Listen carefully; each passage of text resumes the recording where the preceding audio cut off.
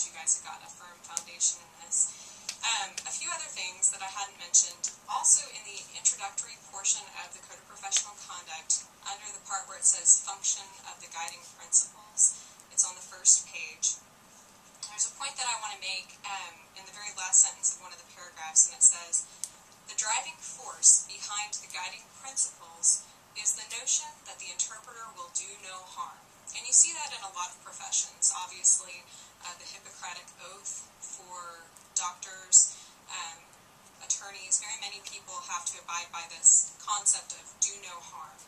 And so really the driving force behind everything that you do should have that underlying feel to it of, am I hurting more than I am functioning here? You know, what am I doing here? And so just keep that in the back of your mind.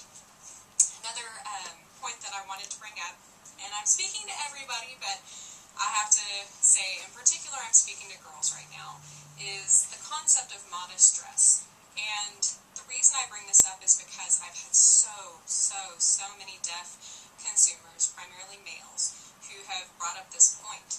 You know, girls, you've got to think about it. And guys, you guys who wear those short shorts, okay? I'm talking to all of you.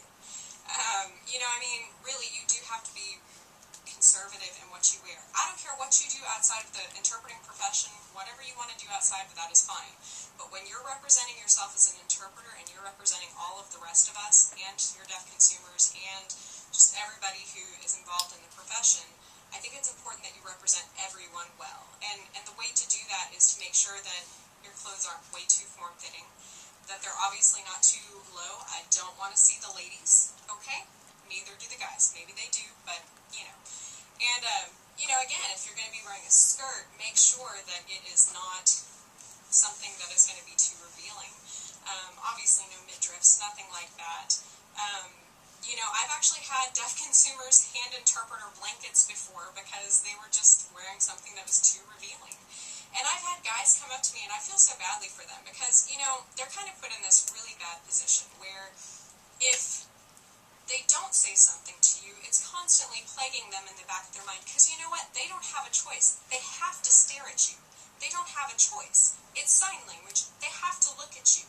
So it's frustrating for them because they don't want to be staring at you in this sense, you know, and yet they have to. And so don't make it any harder on them than it already is, you know, and not only that, then if they say something, then they're considered to be a perv. Well, I'm a girl, and I'm telling you, don't be a skank, you know, please. Please wear modest clothes. Again, whatever you want to do on your own time is your own time, whatever. But don't be a skank if you're going to be an interpreter. That's all I got to say about that, you know, modesty. Pretty much that's it. I just wanted to bring up those couple of points that I missed out on last week. But definitely if you guys continue to have questions or want to know any more information, feel free to post that on the website, and I'll definitely address any more issues you guys might have or questions you might have.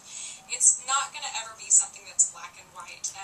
Again, these illustrative behaviors and tenets are really just supposed to be a guide for you to be able to figure out how you're supposed to handle situations and to help you in your critical thinking. So as we're doing your ethical scenarios, I do want you to think of it as not a right way to do something and a wrong way to do something, but what are some various ways that you could do something, okay? And I'm going to give you a video that also explains how I would like for you to address your different ethical scenarios.